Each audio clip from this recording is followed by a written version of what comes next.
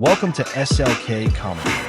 Well, it looks like we have a news story here today. Breaking news from First Post reported that India has struck Pakistan on 9 sites so far. I'm not so sure what the conflict is that sparked this brutal war. Whatever it is, it's not good at all. Not good for sure. Many lives will be lost again. We cannot afford this war. We have far too many now to deal with. World leaders should slow down with wars. Anyway, let's watch some of the footage I have collected for you. India has struck Pakistan 2 weeks after the Pahalgam attack, 2 weeks after 26 innocent lives were taken. India has delivered justice to the victims.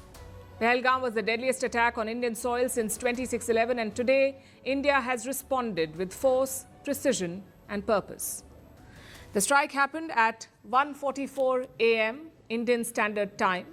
That's when the Indian Armed Forces launched Operation Sindoor.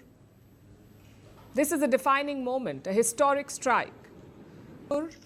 Bhimber, Sialkot, Muridke and Bahawalpur. These are the 9 sites that were attacked. No civilian sites in Pakistan were hit. No military bases were touched.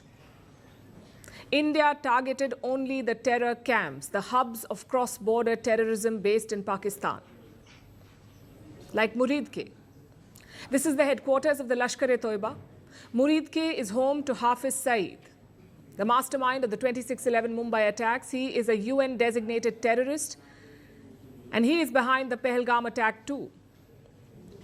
Hafiz Saeed leads a group called Lashkar-e-Toiba. It is a parent body of the Resistance Front, TRF, the Resistance Front, and this front carried out the Pahalgam terror attack. This explains the strike on Muridke, the headquarters of the Lashkar-e-Toiba. Similarly, striking Bahawalpur was significant. It is in the Punjab province of Pakistan and a stronghold of Jaish-e-Mohammed. This outfit is run by Masood Azhar. Again, he is a UN-designated terrorist. More than 30 years ago, he was arrested in India for terror activities, but had to be released after the Kandahar hijacking of an Indian Airlines flight. Then we come to the strikes in Sialkot and Kotli. They were aimed at camps of Hizbul Mujahideen. All 9 strikes were carried out from Indian soil. At no point did the Indian forces cross the line of control. Yet every target was hit with precision. The government of India has released a statement to describe the operation as, and I'm quoting, focused, measured, and non-escalatory in nature. The statement stressed on India's cautious approach as well as its clear intent. It mentions how India did not target Pakistan's military. Only the terrorist sites were hit.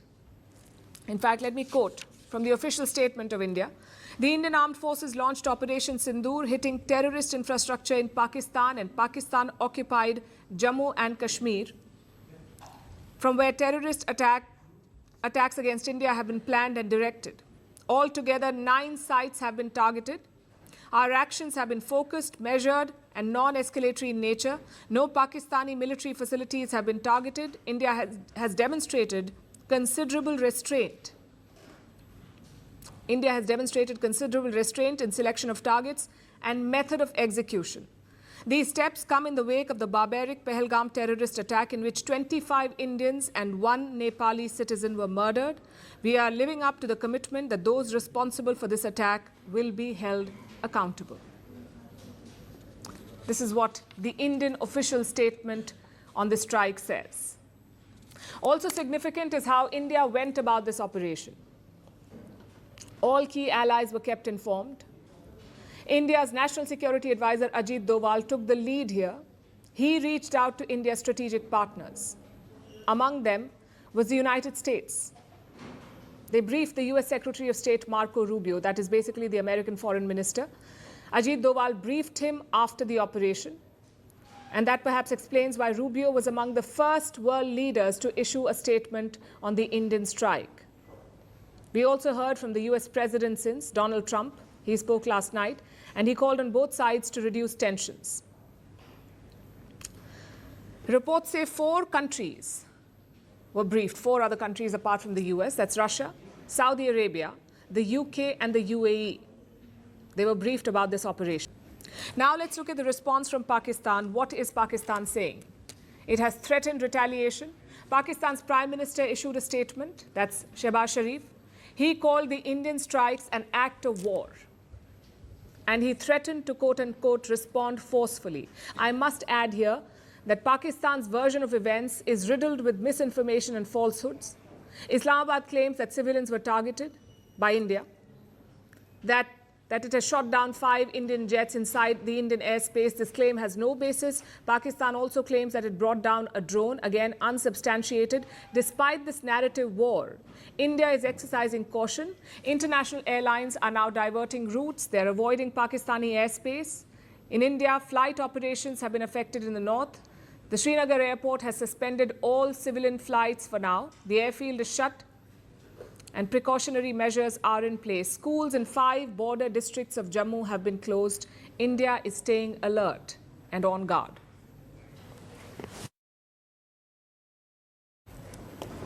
Such an attack does not happen overnight. It has to be planned meticulously. All bases must be covered, all services must be united, and all eventualities must be considered. So let's take a deep dive into India's Operation Sindoor. How was this operation planned? How was it carried out?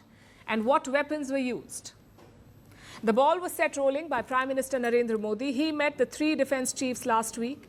In that meeting, he gave a clear message. The armed forces have complete freedom. They can decide when, how, and where to attack. After that, the defense chiefs got to work. In subsequent meetings, they offered options to Prime Minister Modi, and the goal was clear. India had to re-establish deterrence. Officials felt the effect of the 2019 Balakot strikes had worn off, hence the daring attack on Pahalgam this month. So another strike had to be carried out by India. Now we come to the operation. They're calling it Operation Sindoor. This is a very expansive military campaign. Give me your comments below. What would you do if you got hit with something like this? Thank you for watching.